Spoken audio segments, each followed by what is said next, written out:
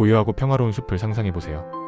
우리는 숲을 보며 나무들이 각자 독립적으로 서서 조용히 햇빛을 향해 경쟁하는 침묵의 세계라고 생각합니다. 하지만 만약 이 평화로운 풍경 아래 우리가 전혀 눈치채지 못하는 거대한 정보망이 존재하고 있다면 어떨까요? 나무들이 서로 자원을 공유하고 위험을 경고하며 심지어 전쟁까지 벌이는 거대한 생물학적 인터넷이 땅속에 숨겨져 있다면 말입니다. 1. 숲에 숨겨진 지배자, 균사체. 이 거대한 숲속 통신망의 정체는 나무의 뿌리가 아닙니다. 바로 우리 눈에 잘 보이지 않는 곰팡이, 즉 균류입니다. 우리가 흔히 보는 버섯은 사실 균류의 전체 모습 중 극히 일부에 불과한 일종의 열매 같은 것입니다. 그 본체는 땅속의 거미줄처럼 퍼져나가는 수십억 가닥의 실, 바로 균사체입니다. 이 균사체 네트워크는 숲의 땅속을 마치 초고속 인터넷망처럼 빽빽하게 연결합니다. 그리고 나무들은 이 네트워크에 접속하죠. 이것은 단순한 연결이 아니라 서로에게 이익이 되는 완벽한 공생관계입니다. 나무는 광합성을 통해 만든 탄수화물, 즉 설탕을 균사체에게 공급해줍니다. 그 대가로 균사체는 나무의 뿌리가 닿지 않는 먼 곳의 물과 필수 영양분을 끌어모아 나무에게 전달해주죠. 서로가 윈윈하는 거대한 거래시장인 셈입니다. 나무들의 대화 무엇을 주고받는가? 과학자들은 이 땅속 네트워크를 우드와이드 웹이라고 부릅니다.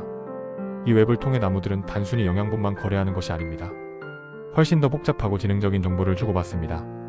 예를 들어 한 나무가 해충의 공격을 받으면 이 나무는 일종의 화학적 비상신호를 네트워크를 통해 주변 나무들에게 전송합니다.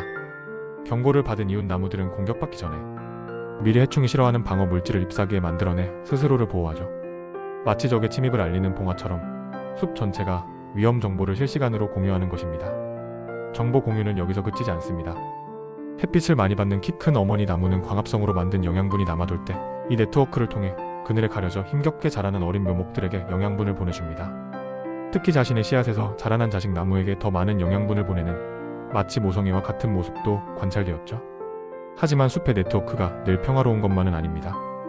일부 나무종, 예를 들어 호두나무 같은 경우는 다른 경쟁, 식물들을 자라지 못하게 하는 독성 물질을 네트워크에 흘려보내 주변을 초토화시키는 일종의 화학전을 벌이기도 합니다.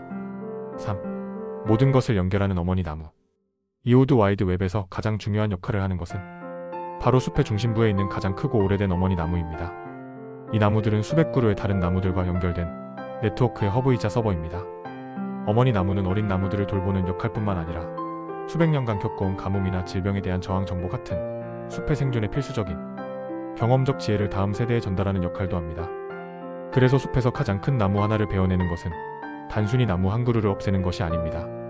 그것은 수백 그루의 나무를 연결하고 지탱하던 거대한 허브 서버의 전원을 내리고 수백 년간 축적된 숲의 기억과 지혜를 한순간에 파괴하는 것과 같습니다. 4.